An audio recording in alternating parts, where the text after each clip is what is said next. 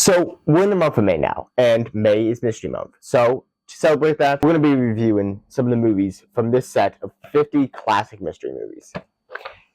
Starting with one of the most famous characters of all, that of Sherlock Holmes, who has appeared in over 200 movies, played by 70 different actors across TV and film. And of course, a lot of people think of Benedict Cumberbatch or Robert Downey Jr.'s versions, or all these other actors. But the very beginning, of course, it's not the very first Sherlock Holmes movie that ever come out, but it's like Sherlock way back in the 1930s. Sherlock Holmes, The Sign of Four. In this movie, we follow as they're trying to solve and protect of May Molson. But basically, yeah, you follow as what happens is, years prior, these couple men found these precious jewelry, and one of them kills the other guy over it. Later on, people related / working with the other guy decides to take revenge on him and steal the jewelry back. But that man gives all that stuff to Mary in a florist shop. Now these people are going after her, and so you're following as you have all these murders happening,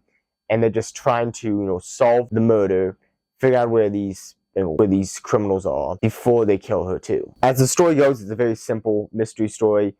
This is not the most mystery. Like, we're used to so much stuff, like Knives Out, which honestly that's supposed to be a twist on the murder mystery genre by having it. So I don't want to spoil what happens in that, but I'm using that as an example. You have all these different mystery movies, Hercule Poirot mystery movies, all these, we're used to that.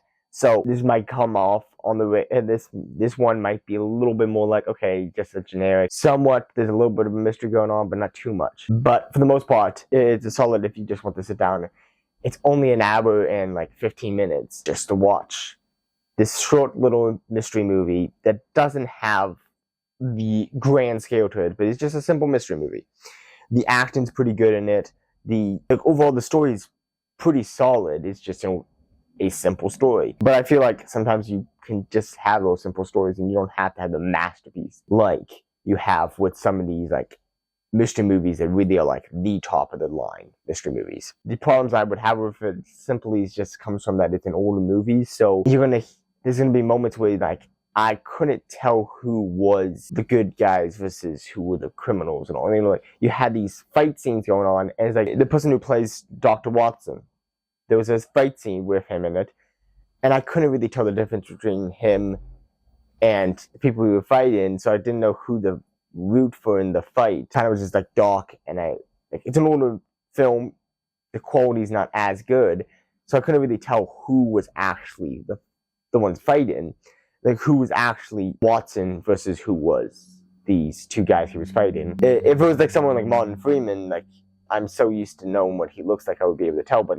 I don't know this guy that well, so I couldn't really remember exactly who he was in the lineup. But for the most part, it was, besides, quality-wise, having scenes that were when it's supposed to be dark, it's dark to the point where you can't see what's going on, and, the audio, now that might just be the copy I have, but for the most part, older movies' audio is just not as good. So sometimes it was hard to understand what they were saying a little bit. But it wasn't it was more one of those things we had to make sure the volume was turned up more than you would with other movies because it's just quieter. Or, in my case, I just used headphones because it was easier to have the audio closer to you so you could actually understand what was going on instead of having it on the, from your speakers on your, TV or your computer, whatever way you're watching it.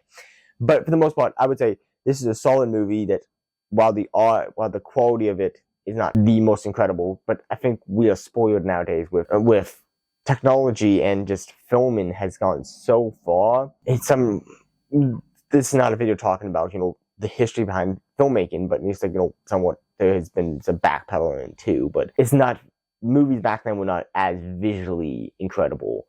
You do have some movies the high qualities, The Wizard of Oz and Gone with the Wind, and all these movies that are just the top of the line movies of those days. But for the most part, the movies back then were just, there was a bunch of movies being put out. That's one of the big things about that people talk about nowadays. Back in the old Hollywood, they actually put out good movies. No, it's that And like it's nowadays that we have the problem of people just putting out Disney and people like that putting out just a bunch of movies, and they're just not making enough money because of that. Like no, back then they made a boatload of movies. That's why you had B movies back then, is because it was the movie before the main event. So that, again, this is not a video. Maybe eventually I'll put out a video talking about the history behind Hollywood and how most people are false when they're saying that Hollywood back then was all really good movies. But for the most part, this was a pretty solid, somewhat I would say this is not a B movie. I would say this is like a top of line good movie. It's just an older movie, so the quality's not as good. But yeah, I would strongly recommend, if you want to watch a older version of Sherlock Holmes and just a nice mystery movie, it's pretty good. It's a pretty solid movie. I enjoyed watching it, but you just have to be used to that it's not going to be Benedict Cumberbatch's version of Sherlock Holmes in the high quality we're looking at today. It's an older movie that came out in the 30s. So you just have to be used to that. But yeah, for the most part, I would say, if you want to go check it out, I will also leave in the description for all these videos I'm making this month on this topic, the link where you can also find this on Amazon. It's only around like $20 for like 50 movies. And again, older movies, but still, like, that's pretty good.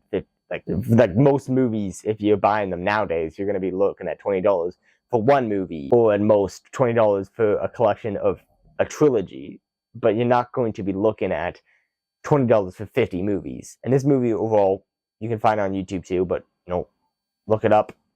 Feel free to watch it. I'll leave in the description where you can find this one movie itself. But yeah, for the most part, I would recommend this movie. Is a pretty solid one. Thank you guys for watching. This has been the Movie Night Reviewer, Peter Wary, signing off.